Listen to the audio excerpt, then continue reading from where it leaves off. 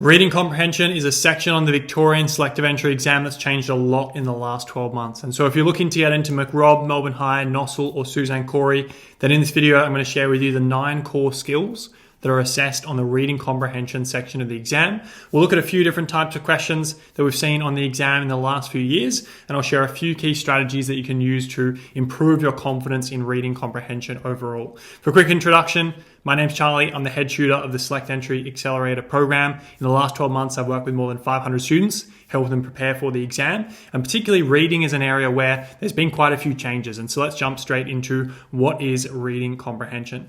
Now, the reading comprehension section of the exam gives you 35 questions in 35 minutes. Of course, it does assess reading comprehension skills, like the name suggests, but the key thing is, what is reading comprehension? The simplest way to think about it, in my opinion, is that reading comprehension or comprehension as a whole is how well can you understand the deeper meaning of what's being shown to you, whether it's text that you're reading, a passage of text, whether it's an image or a political cartoon, which we're seeing more of now. It's your ability to really understand the deeper meaning of what's being shown to you, both the surface level meaning, which means being able to pick out facts, figures, the main idea, but also the meaning that's not directly on the page.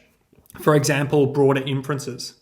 What are they hinting at, but it's not directly said? That's a more advanced part of reading comprehension. This section also does test your language skills. Sometimes there's grammar, punctuation questions, figurative language questions, vocab questions sometimes. So this is something that we do sometimes see. So it's worth being aware of and preparing for. And like I mentioned, increasingly, there's not just been extracts from books or newspaper articles, but there's also been cartoons, images, graphs that you have to read and understand or look at and understand and answer questions based on those as well, which does make things a little bit more difficult, and it can surprise you if you're not really aware for it. Now, like I mentioned at the start of the video, there's really 9 core skills that you do want to master if you want to become really confident at reading comprehension. Before we do that, this is just a quick report, what the report looks like that you'll get. So in terms of reading comprehension, we want to be in the top 10% of students. So you can see after the exam, you get a report that looks like this. So for all 5 sections, reading, maths, verbal, quantitative, and the writing tasks, you'll get essentially a grade. Top 10%, top 20%, above average, which is like top 40% average or below average. Now, what we're seeing is generally you want to get at least 3 sections on the exam in the top 10% of students. And so reading is a section where realistically, if you prepare well for it, there's no reason why it can't be a section which you get in the top 10%. A lot of people, they don't do a whole lot of reading comprehension practice because they feel like it's an easier section of the exam, or if they do, they struggle to really improve because they don't understand the 9 core skills that are being assessed. And so I would recommend aim for reading comprehension to be one of those sections that's in the top 10%. With how competitive the exam is, you probably want to aim for at least 3 sections in the top 10%, probably even 4, realistically, to maximize your chance of success. And so these are really the 9 core skills of master readers or master reading comprehension students. First one is the ability to find facts. Now, this is obviously very basic, very surface level. It's just your ability to read what's on the page and understand the facts and figures. What's the date of something when it occurred? What's a specific piece of information? Questions that test this, typically most people get it correct because you just read and it's just on the page. You don't have to use any interpretation or analysis. And so these are generally easy questions. These 2 here, being able to find the main idea and the main theme, are a little bit more difficult because most likely, I'd say 99% of the time, they're not going to say the main idea is this. They're not going to say the main theme is this. This is something that you have to figure out for yourself based on your own analysis, your own comprehension skills. Now, the difference between these, because there is a difference, main idea is what is the piece mainly talking about. And so if it's a story about someone who loses their dog and then they find their dog and then they come home and they're happy, then the main idea is that. It's a story about someone who loses their dog and then find their dog. So that's a main idea. Main theme's a bit different. Main theme is what's the underlying moral or message that we learned from the story. So it's a bit different to main idea. Main idea is just what's it mainly about. If you looked at all the text on the page, what's it mainly about? Whereas main themes, what's the underlying moral or message that we learned from reading it? So in the story about someone who lost their dog and then found it again, maybe it's about the importance of resilience, about when something goes wrong, when you lose something you love, being able to find it again. Or maybe it's about being grateful for the things we have because you never know when you're going to lose them. Or maybe it's about being persistent. If you lose something, it's important to keep looking until you find it again. And so these are more difficult because it's not going to tell you. You have to understand it for yourself. Text structure is really being able to understand how has the author structured the text? How have they put things in certain orders? Why have they structured things in certain ways? What does that contribute to the overall piece? We don't see a huge amount of these questions, but we do see some. These first three very common. Same thing, author's tone's very common. So what's the tone of the writing? This is one that a lot of people struggle with. So I would recommend practicing this a lot, because I know on the last few years' exams, there's been quite a few tone questions and people did find them more challenging. So tone's definitely something we want to look at. Tone is essentially the feeling that's evoked by the author when we're reading their writing. What tone are they writing with? When I think of tone, I like to think of feeling. Author's purpose, this is to really simplify it. When they sat down at their desk, why did they even write this piece in the first place? Were they trying to persuade us? Were they trying to inform us?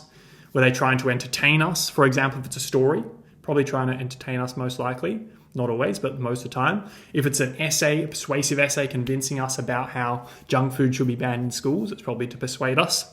If it's a boring factual article about the history or some historical event, it's probably to inform us. So that's understanding the purpose of the text.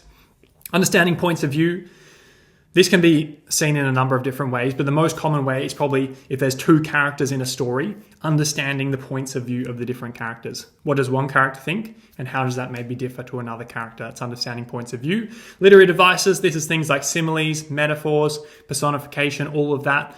There is some questions on this. We definitely do see it, but it's not a massive chunk. It's not like you're going to have 40% of the exam on literary devices, but I would expect there's going to be a few.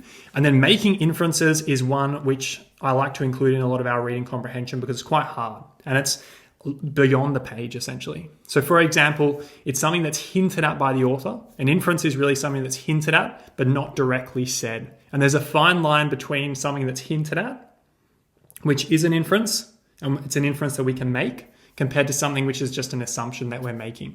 So for example, a good example of this could be if there's an article around how junk food should be banned in schools, and they're talking about how we really need to bring healthy food into schools. Now, an inference that we could make is that the author really values providing children with healthy food, because there's a lot of evidence to suggest that if they're trying to put healthier food into schools and ban junk food, then it suggests that they think the students should be eating healthy food, and that's something that they're striving for. If we said that they think that junk food companies are evil, that would be just an assumption. That's something we couldn't really make a logical inference on unless there was some sort of evidence pointing to it. So inferences is a bit of a skill in itself, but it's something that's pretty interesting, and you can get quite good at it. So these are the 9 core skills where if you can learn these skills, most questions are probably just going to be tapping into these skills. Realistically, all of them will be.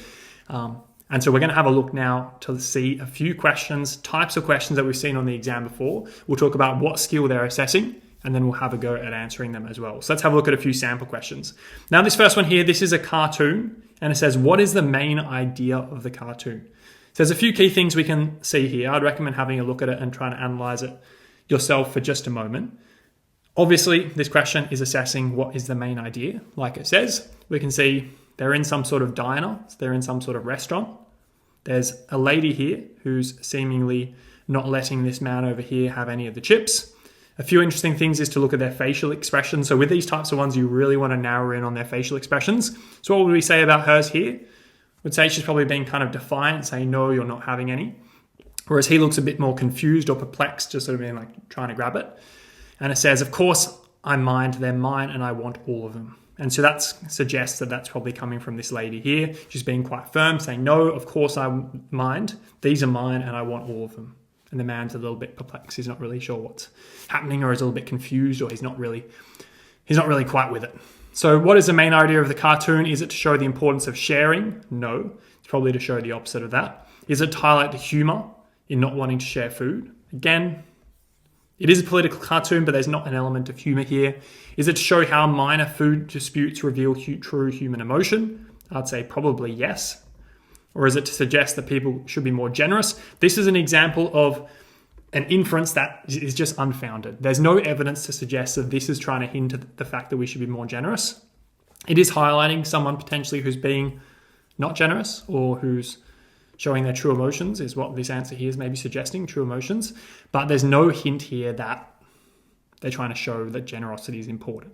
And so in this case, C was the best answer. So this is a good example of the type of question we'd expect to see with a cartoon on finding the main idea. This one here is an inference one. So how do the facial expressions of the two characters differ? First one, the person on the left looks unhappy, while the person on the right looks happier. Wouldn't really say that. This lady here looks quite firm, quite decisive, rather than being happy. So A is not correct. B, both look irritated and uncomfortable with the encounter.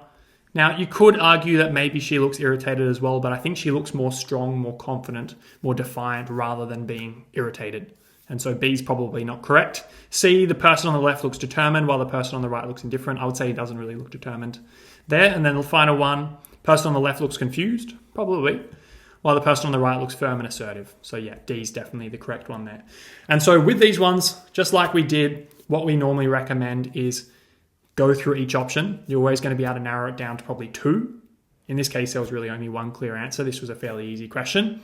And then with those final 2, you can pick the best answer from there. So we'll do one final one on this one. What is the tone of the woman's words in the cartoon? So she says, of course I mind, they're mine, and I want all of them. And we can see with the facial expression here, that gives us a bit of a hint of her tone as well. Is she frustrated and aggressive? Now, I'm not sure if she's necessarily aggressive. Aggressive is quite a strong word. So maybe, but that's quite a strong word. B, irritated and assertive? Maybe. C, firm and assertive? Maybe. D, concerned and vile. So vile, I'd say, is definitely not correct. So that one is wrong.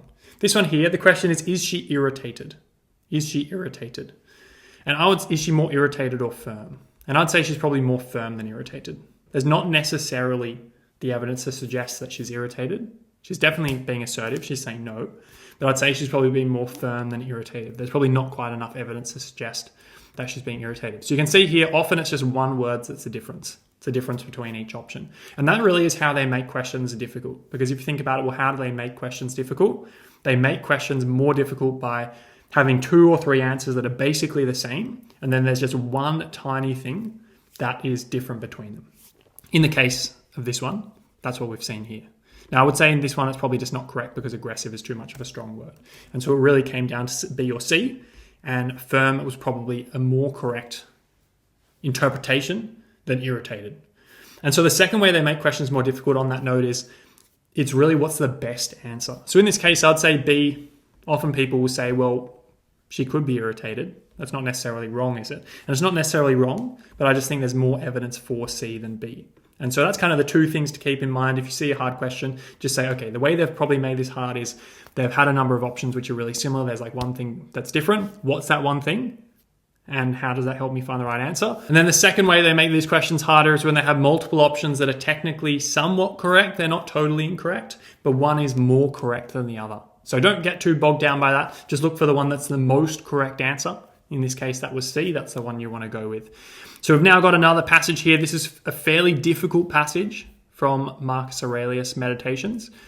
So we'll have a quick read through it. So when you arise in the morning, think of what a precious privilege it is to be alive, to breathe, to think, to enjoy, to love. Each day provides its own gifts. Do not waste time arguing about what a good person should be. Be one. Remember how long you've been putting this off. How many times have you been given the opportunity to start again, yet you have not followed through? Now, one key thing you want to avoid with reading comprehension is reading only to not be understanding. And so you do kind of need to make a quick judgment with these passages. There's kind of 2 categories. There's easy passages, where for easy passages, what you want to do, you want to read the question first. You want to scan for the answer, find the answer, and just move on as fast as possible. And so that's kind of using the scan method. Sometimes when it's a harder passage, you do not want to do that because it's just too difficult and you're not going to be able to scan for the right answer. And in that case, what you want to do is you want to read through each paragraph and make sure you understand it before you move on. So you want to read this paragraph here, check, okay, this paragraph means this. You should be able to say that. If you can't, then it suggests you don't actually understand it very well. Then move on to the next one. And that ensures you don't do what happens to a lot of people, which is you read through it once and you think, okay, I don't really know what that is about. Then you read it again and again and again and you don't know. So keep reading. Do not act as if you have 1,000 years to live. Fate is hanging over your head. While you live, while it is in your power, be good. The happiness of your life depends upon the quality of your thoughts. Therefore, guard accordingly and take care that you entertain no notions unsuitable to virtue and reasonable nature. Our life is what our thoughts make it. You have power of your mind, not outside events. Realize this and you will find strength. The impediment to action advances action. What stands in the way becomes a way.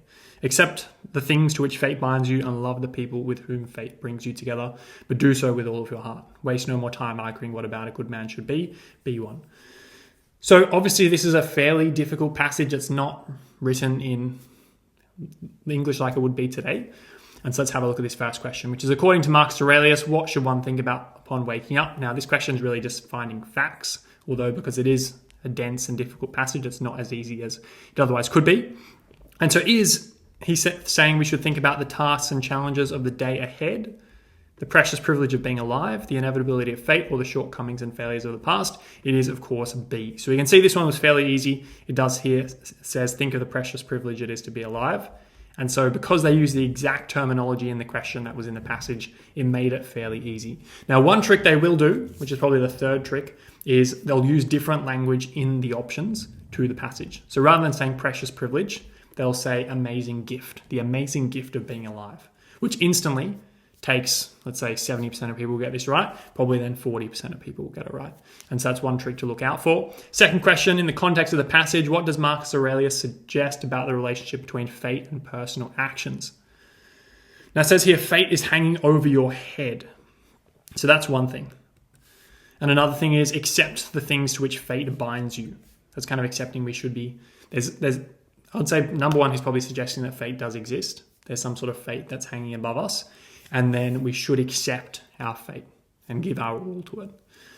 And so does it mean that fate is irrelevant to personal actions? Probably not. Fate is hanging over your head suggests that it's real. Personal actions are futile against predetermined courses of fate. Again, this has a bit of a negative tone to it. He's not really saying fate's a negative thing. He's just saying fate is there. It's going to guide some of your life. Accept it. Love the people who fate brings into your life. And so it's not so negative like this. This one, fate imposes limits, but within those limits, individuals have the power to act virtuously. Seems more better. D, personal actions can cause the action of fate completely. And so what I'd say is these first two are just not correct because they don't really agree with the passage. This last one here, it's wrong because it uses extreme language. And so that's probably the fourth trick, which is if the option uses extreme language, if it says things like never, completely, always, forever, it's probably not going to be correct because it requires a huge amount of evidence to back it up. And so in this case, C was the best option. And so you can see when there's hard passages, even questions about finding facts like this can be more difficult. This one wasn't too bad. There can be more difficult questions than this. But this is probably kind of towards the top end of scale of passage difficulty, I'd say. Now, one other type of question we've seen a bit recently is where there's a graph as well. So there's a passage, there's a graph, and then there's a question. With this one here, it says, based on the graph, what trend is observed regarding the number of workers involved in the construction? Obviously, this is something that we can understand from the graph. We don't have to necessarily read the passage to figure this out. And so the first one is the number of workers joining the project slowed significantly into the middle of the construction period. Now, that doesn't really look to be true. It seemed to grow fairly quickly there. B, the number of workers steadily increases over time, peaking at around 30,000. Now, that looks probably more correct. The rate of growth of new workers remained largely constant. It's fairly constant, but there was this peak here where it did grow a bit faster. So I'd say B is probably better than C. And D, the number of workers on the project increased by about 6 times over the first 14 years. Over the first 14 years, it increased from 5 to 25. And so that did increase by about 5 times rather than 6. And so in this case, I'd say this one here, B, is probably the best answer because it did grow, peaking at around 30,000 at the end of the 30 years. And so with these ones, you do need to become confident reading graphs as well. This one really wasn't that difficult, but graphs do come up. People have found them fairly challenging. Now, another final question, what tone does the author use when describing the engineering and construction of the pyramids? If you read through the article, which we will do quickly now, it'll help us to decipher the tone. Key thing with tone is look for words as you're reading through that hint at what the tone might be. So we know we're looking to see, is it an admiring tone, a joyful, an optimistic, or a pride? Pride sounds a bit weird using that context. That makes me think it's probably not that, but let's have a look. The Great Pyramids of Giza, constructed over 4,500 years ago, showcase extraordinary engineering. So as soon as we see the word extraordinary, it tells us that it's more of a positive tone towards the pyramids. It's not saying that they're a terrible construction or they were a big mistake. It's having a positive association with pyramids. They're made from limestone and granite, chosen for their durability, gives us some information about the limestone and so on. says the labourers were well fed, so it's casting them in a positive light, indicating a well-organised workforce. Again, quite positive. Transporting the massive stones remains a mystery. So more details around that. The Egyptians had advanced knowledge of these things. And so they're probably the key things that hint at tone, realistically, here. So when you're looking for tone, you want to find the things that give the biggest hint, which is probably these things here. And if I look at these, is it a joyful tone? They're expressing excitement and happiness. Not really. Like it is a positive tone, but to say it's joyful, probably not. Is it optimistic? They're hopeful that similar structures could be built today. Nope. Is it pride? They take personal pride in the achievements. Nope. So admiring. Again, this was a fairly straightforward one. I'd say it's a pretty admiring tone. Calling them extraordinary, calling the labourers well fed, indicating they were a well-organised workforce, saying they had advanced knowledge, all indicates an admiring tone. And so we've looked at a few different types of passages and questions we can see in reading comprehension. We looked at these cartoons. We looked at these more difficult reading comprehension passages. There is easier passages than this. And then we also looked at some graph ones as well. Key thing is, these are the 9 core skills. If you learn these skills, you're going to be well equipped to tackle all the questions on the exam. Now, one final thing is a little bit about exam strategy. You do need to be mindful that on this exam, every question is worth 1 mark. And so that means if there's a super hard question, one of the 35 questions is super hard and it'll take you 3 minutes to get it right. Is it worth spending time on it? No, it's not. Because usually to be in the top 10% of students, like we spoke about here, which is really our goal, you don't need to get 100%. You probably don't need to get 95% or even 90%. It's probably like 80 to 90%. I'd probably aim for about 90% just to be safe. But even if you're aiming for 90%, you can leave the hardest 1, 2, 3 questions, come back to them at the end, get all the easy marks first, and then do them at the end. So there's kind of 2 key exam tips, which I always say. 1, never leave any questions blank because you're just losing marks. You don't lose any marks for missing a question. So answer every single question. Second thing, which is also very important, is you really want to be careful to not get stuck on the time wasting questions. Often there's questions that will take you way longer than what you have. And so you want to leave those ones to the end, get all the easy marks first, come back to the time-consuming ones right at the end. And so we've covered quite a few things today. We spoke about what reading comprehension is, how there's been some changes in this section. Look out for cartoons, passages with graphs, and quite difficult passages. Also be mindful of these types of questions, grammar, punctuation, figurative language. I think we've been seeing a bit less of these ones, but some questions where we have to analyze some language is fairly common. In order what we're looking for, we want to be in the top 10% of students on the exam for this section. That's going to set us up best for success. These are the 9 core skills of master readers. If we have these in our toolkit, no matter what the question is, we should be pretty well prepared to answer it. And we then looked at a few different sample questions. And so what I'd say is from here, I'd recommend also reading regularly. If you can read for 10, 15 minutes every single day, it's going to improve your comprehension skills massively. So that's probably one of the biggest things to do. Otherwise, try and do as many reading comprehension questions as you can. Make sure you do a lot around cartoons. Do some poems as well. And find the skills that you find more difficult and work on those in particular. And so if you want some help preparing for the reading comprehension section of the exam, there's details below this video on how you can get help in the Select Entry Accelerator tutoring program. Otherwise, we'll be uploading a lot more videos like this for the other sections of the exam as well. And so I look forward to seeing you in the next video, and good luck for reading comprehension.